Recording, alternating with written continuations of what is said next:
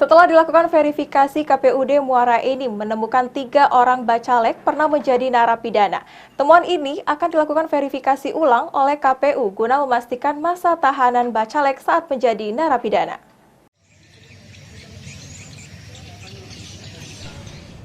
Setelah KPUD Muara Enim selesai melakukan verifikasi administrasi, tim teknis KPU kembali menemukan bakal calon legislatif yang mendaftarkan diri pernah tersangkut masalah hukum dan menjadi narapidana. Dari hasil temuan, tim teknis KPU ada 3 orang yang terkonfirmasi mantan narapidana terkait kasus hukum tersebut, dan ketiganya belum melampirkan surat keterangan dari pengadilan yang terbaru. Hal ini disampaikan oleh Ketua Teknis KPUD Muara Enim Justilka Khairani. Setelah lengkap dilakukan vermin, ternyata ada 3 orang bacalek yang pernah tersangkut masalah hukum dan mereka belum menyertakan keterangan dari pengadilan dan lapas tempat mereka pernah ditahan.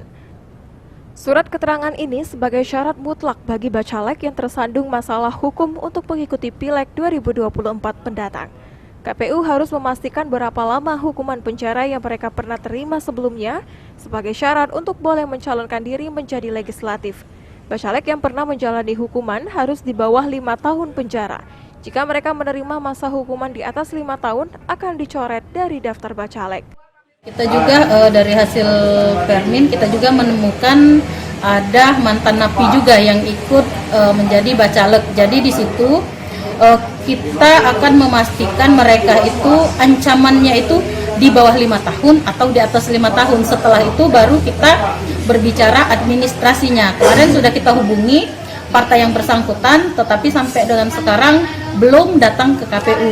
Kita menunggu pas perbaikan nanti. Untuk saat ini yang terkonfirmasi di kami ada 3 orang. Yang pernah terjadi narapidana? Yang pernah menjadi narapidana.